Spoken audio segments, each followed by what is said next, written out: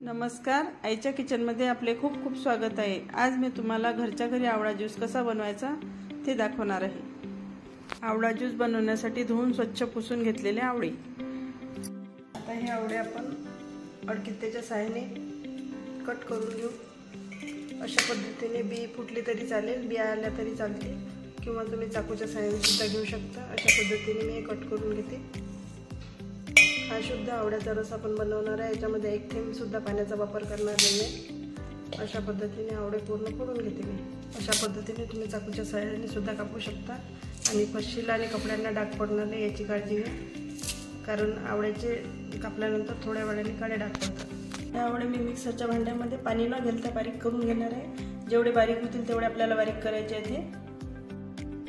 मिक्सरच्या भांड्यात मी बारीक करून घेतलेला आहे। एका स्वच्छ रुमालामध्ये मी घेतलेला आहे। याच्या आधी मी आवळा ज्यूस केलेला आहे। थोडे डाग पडलेले आहे रुमालाला, आणि आपण बघू शकता भरपूर असा रस बाहेर आलेला आहे। आणि या जो चौथा उरलेला आहे याचा आपण आवळा पावडर म्हणून मेहंदीमध्ये वापर करू शकतो सुकून, किंवा थोडंसं मीठ घालून आवळा सुपारीसारखं सुद्धा खाऊ शकतो।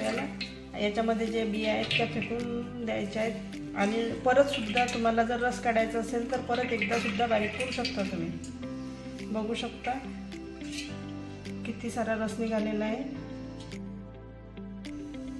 हा जवळजवळ 2 किलो आवळ्यापासून 1 लिटरच्या वर थोडा रस तयार झालेला आहे, आणि हा त्याचा चौथा उरलेला आहे। हा मेहंदी पावडरसाठी आपण उपयोग करू शकतो याचा।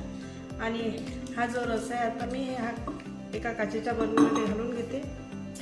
याच्यामध्ये एक थेंब सुद्धा मी पाणी घातलेलं नाही। आपण बघू शकता किती स्वच्छ असा हा रस आहे।